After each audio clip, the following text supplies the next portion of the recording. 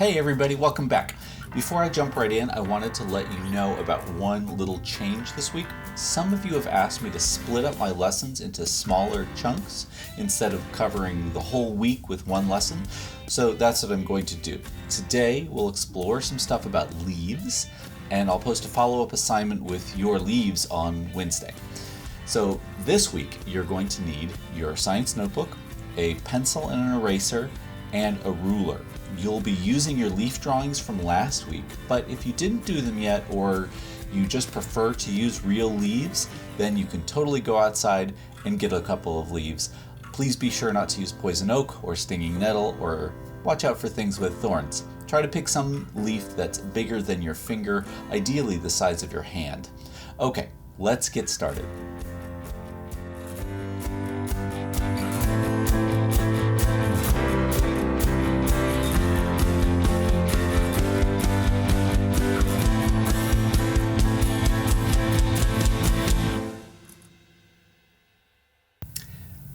I was thinking about all the leaves you sent me last week when I was taking a trail hike the other day.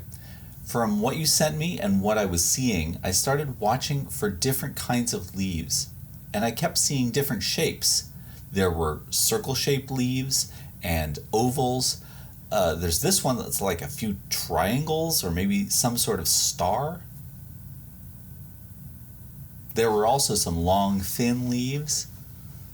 Just lots and lots of different shapes. Take a look.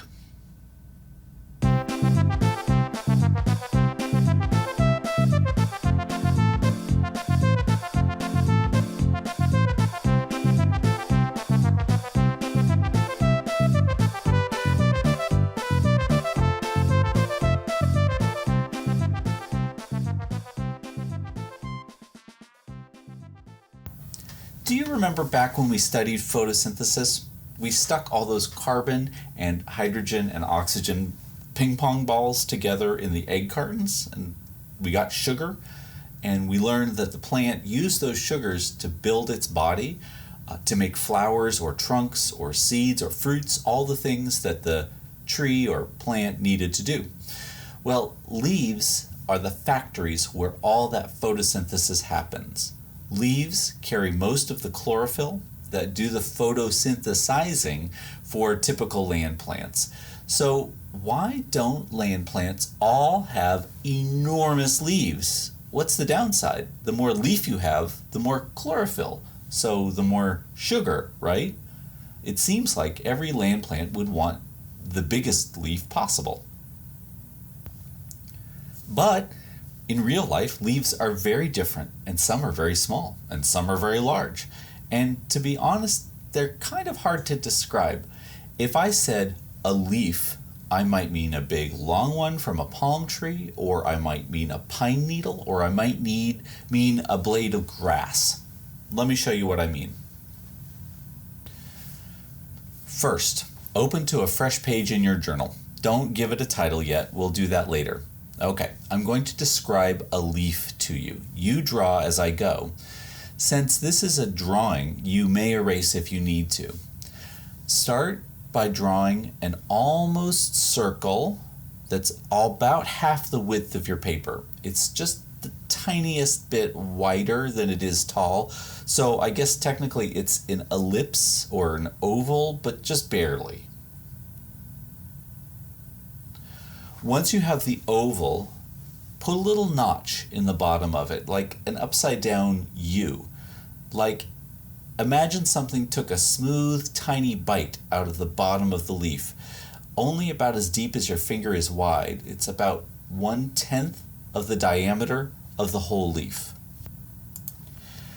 Just to the left of that notch, there's another notch that's like half the size of the first notch. So your oval has two little notches right next to each other on the bottom. Got that? Now, put your finger in the middle of the circle, but go down one finger width. Draw a dot right there, just below the very middle of your circle. And make your dot a little bit bigger, more like a filled-in small dot, like half the size of a dime, not even as big as your fingertip. If you're using a pencil, smudge the dot a little bit because the dot that I'm looking at sort of fades a little bit.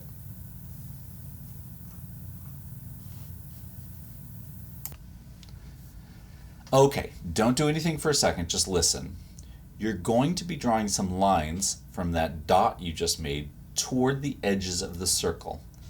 But these lines start at the dot and they're pretty heavy, like maybe push down with your pencil a little bit, but then they fade a lot as you're going toward the edge of the circle, and they don't make it all the way to the edge. They taper off and disappear.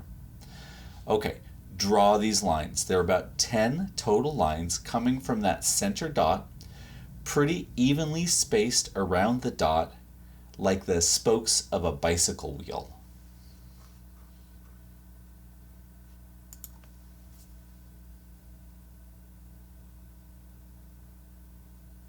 Last thing, we're almost there. For about 4 of those lines that you've drawn from the center dot, draw another little branch line coming off of it. The branch is still heading toward the edge of the leaf, but it branches out. It splits off from the main line about 4 places. And just like the first lines, it doesn't make it all the way to the edge of the circle, to the edge of the leaf.